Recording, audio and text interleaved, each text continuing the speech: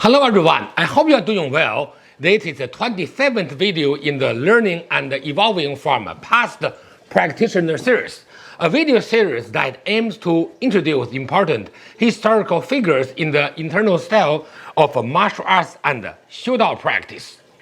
For years, I have wanted to talk about a phenomenon related to martial arts in which reality is either laced or fully mixed with a lot of legend and folklore. This is especially the case when it comes to media like movies and sometimes even so-called documentaries. These movies often become very popular, and as a result, whatever's portrayed in them often gets gradually accepted as fact.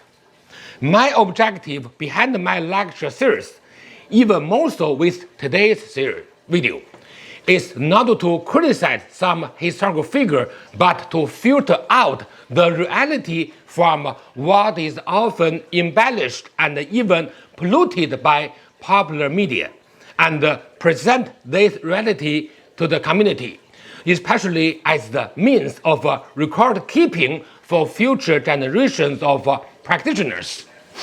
But starting the introduction to today's figure, let's watch a small clip from a famous martial arts movie.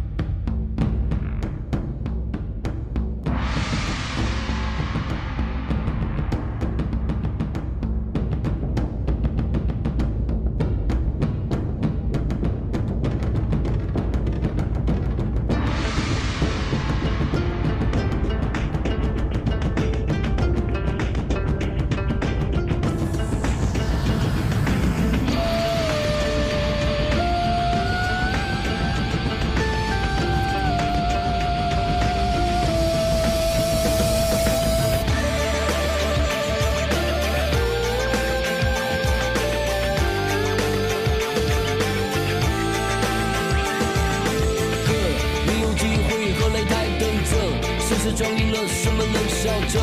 天下谁的敌又如何？只看看我背上我的成长了的，却奈何独自取名一个。江湖难测，谁是强者？谁正义同无力的资格？小城里岁月流过去，青春里勇气，随笔过的回忆，我记得。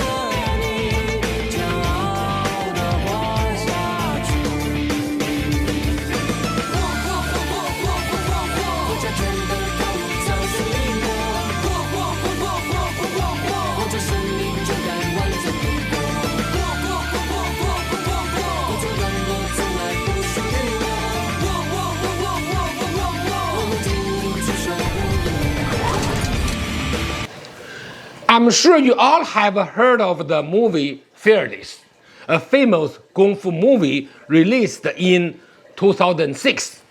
The martial artist introduced in this movie is Huo Yuanjia.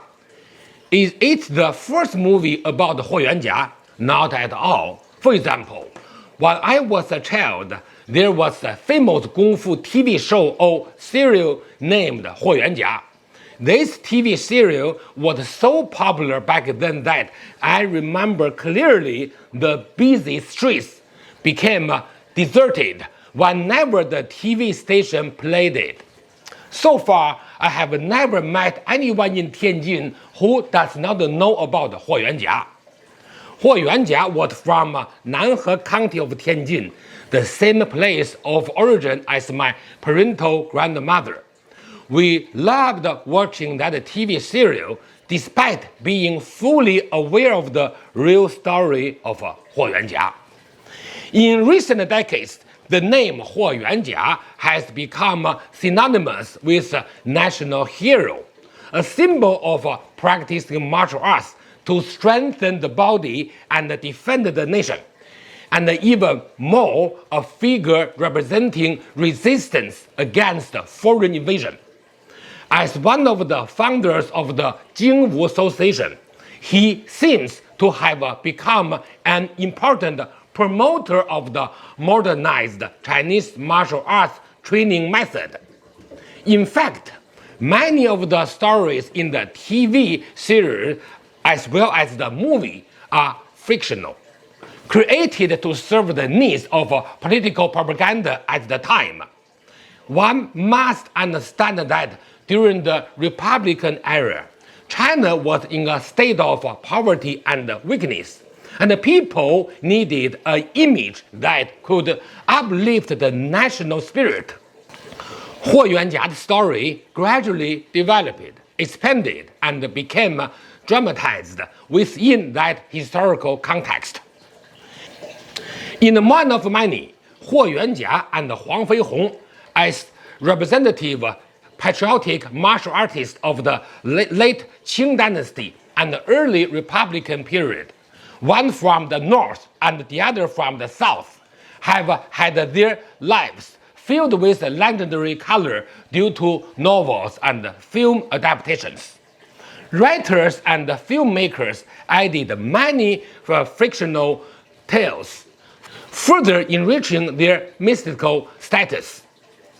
As someone born and raised in Tianjin, especially since my grandmother lived in the same village as Huo Yuanjia, and my grandfather was very familiar with his deed, I have, for many years, been actively explaining the true nature of Huo Yuanjia phenomenon.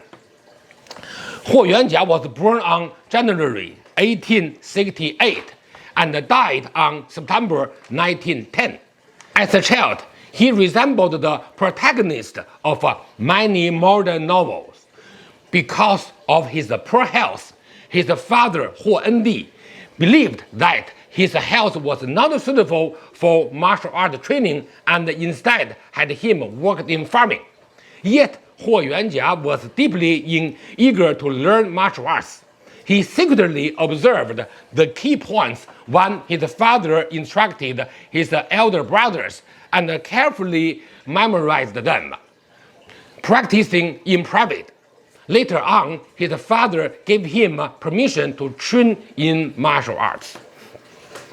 At the age of 28, Huo Yuanjia moved from the countryside to the city of Tianjin in order to make a living. At first, he carried farm products from the village to sell at the Nanshi area of Tianjin, walking thousands of kilometers every day with heavy loads on his shoulders.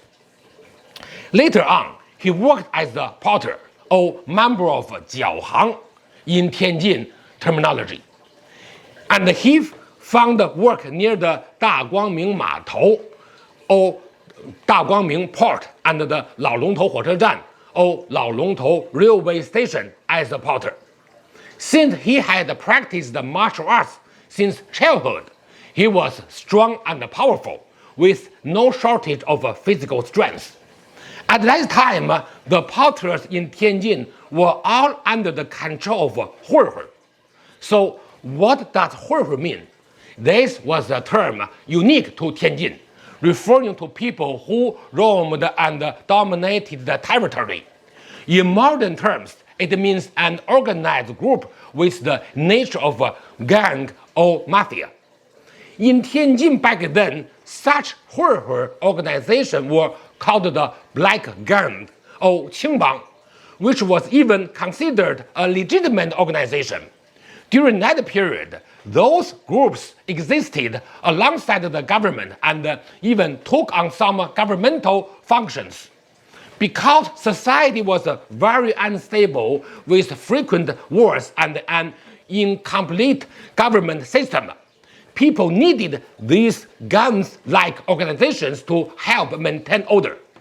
They were essentially a product of what specific historical environment.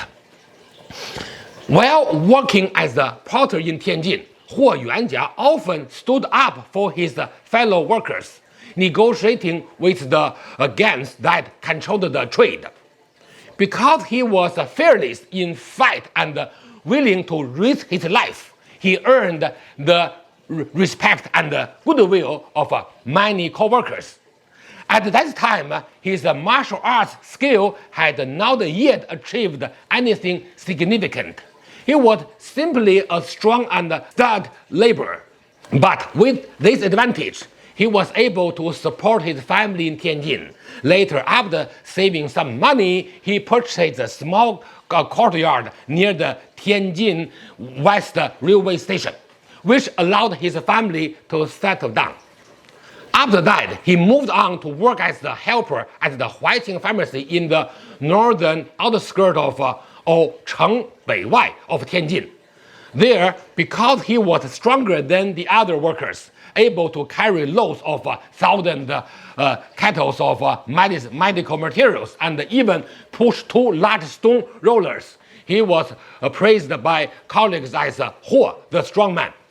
He also gained the appreciation of the pharmacy's owner, Nong Jingsun, who promoted him to the position of a shopkeeper.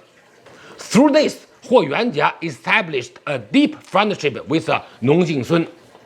At that time, it was the late Qing dynasty, and many revolutionaries were actively working with the goal of overthrowing the Qing rule. It is worth mentioning that the largest revolutionary group with this purpose was the Tongmenghui, or Alliance Society. In early 1909, Chen and others from the Shanghai, Zhejiang branch of the Tongmenghui secretly proposed establishing a martial arts school as a cover for recruiting and training military talents who could later be used in the armed revolution to overthrow the Qing government. Chen Qimei said, quote, "I hope that within 10 years we can train millions of young people with both strong physicals and military skills to meet the need of a large-scale revolutionary movement and the reform of the military." In response, Chen Gongzhe, Nong Jingsun, and others supported the plan and began preparation for what would become the Jingwu Tiyihui, or Jingwu Physical Training Association.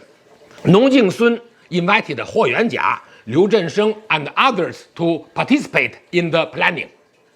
To better advance the plan, they decided to elevate the Jingwu Association's reputation at Zhangyuan in Shanghai by holding martial arts competitions and public challenge matches.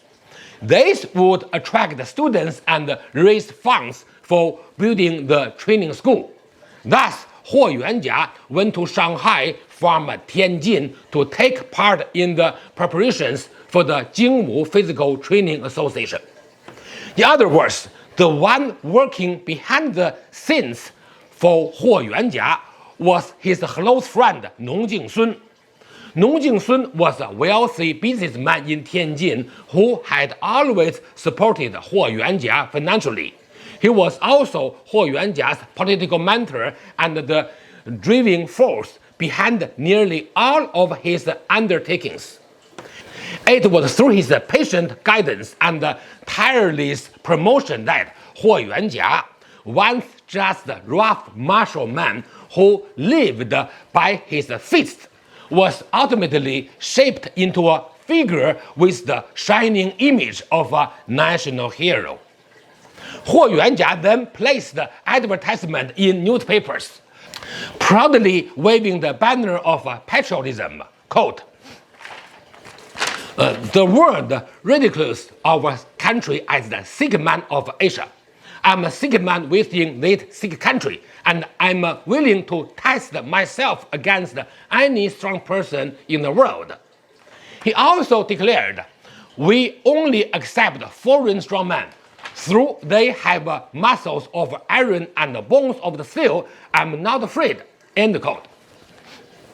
Later, the Jingwu Physical Training Association officially opened on June 1st, 1910, with Huo Yuanjia serving as the chief instructor and Nong Jingsun as the principal. In addition to martial arts teachers such as Liu Zhensheng and Zhao Hanjie, the school also offered various modern subjects. Unexpectedly, in the same year, Huo Yuanjia died under mysterious circumstances. The exact cause of his death is unknown. Many people believe he was poisoned by the Japanese, but there's no conclusive evidence to confirm this. Later on, the Jingwu Physical Training Association was renamed the Jingwu Athletic Association. According to Chen one of the founders of the Jingwu Athletic Association, quote, Mr. Huo originally suffered from hemoptysis, coughing up blood. When he stayed at his residence, the condition was flared up and then subsided. At that time, a Japanese person selling a remedy came to his lodgings, showing Huo the medicine and claiming it could cure his coughing blood and treat his lungs. Huo trusted him, bought and took the medicine, and his condition worsened. End quote. Later, in modern martial art novels such as Martial Practice or Quanshu and modern chivalrous heroes or 近代侠义英雄传 by 平江不孝生, it was written without any evidence that Huo Yuanjia was poisoned to death by the Japanese doctor Aquino with the chronic lung disease medicine.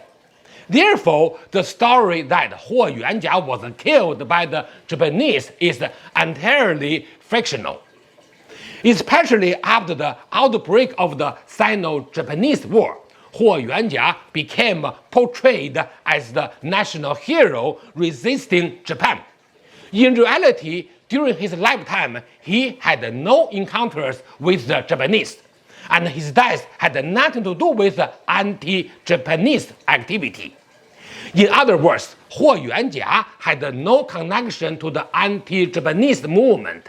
His association with it was purely a matter of political propaganda at the time. Many later films and television stories showing his fighting Japanese warriors were entirely fictional. So, what martial arts did Huo Yuanjia actually practice? He practiced a style called Zong Quan, a northern Shaolin branch, generally considered similar to Yanqing Quan.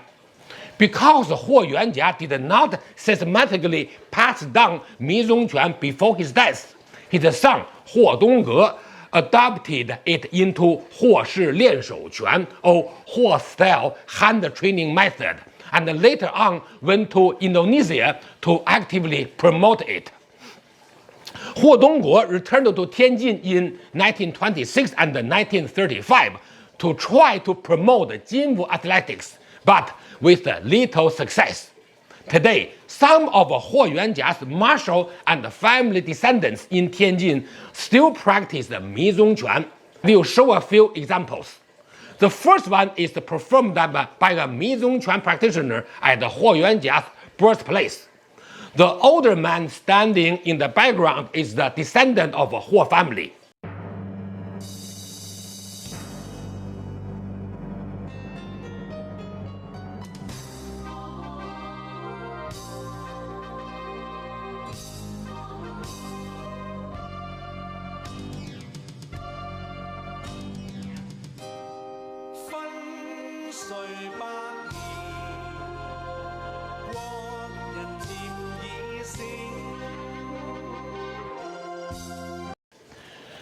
The second one is performed by a Huo family descendant. I don't think her performance is the representative of his lineage.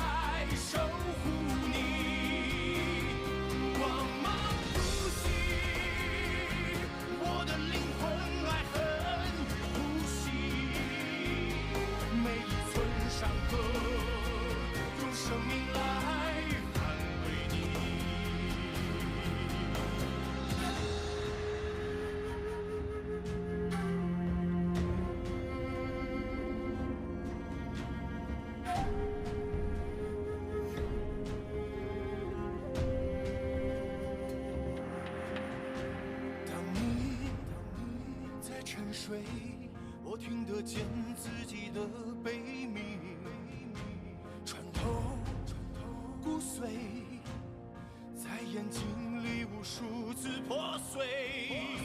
尘埃与硝烟，我看得见，吞痛入心碎，沉淀心底的眼泪，燃烧出血液中的无畏。风萧相信，我的家人笑容与大地。燕青拳, similar to Mi Zong Quan, is also a popular style. Let's look at the good video, performed by Chen Fengqi at 87 years old.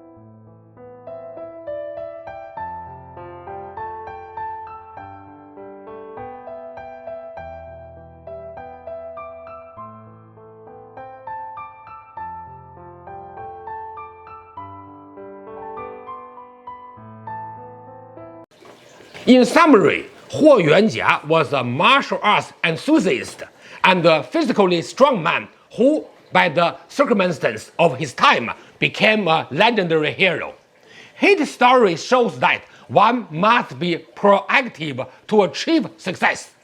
More importantly, it reminds us of the importance of distinguishing truth from fiction. So that was Huo Yuanjia. That brings us to the end of today's video. I hope you all found today's topic interesting and informative. Please post any further questions about Huo Yuanjia, his practice, his lineage, in the comment section. I will answer them for you in the first part of next week's video. Thanks for watching. See you next time and enjoy your practice.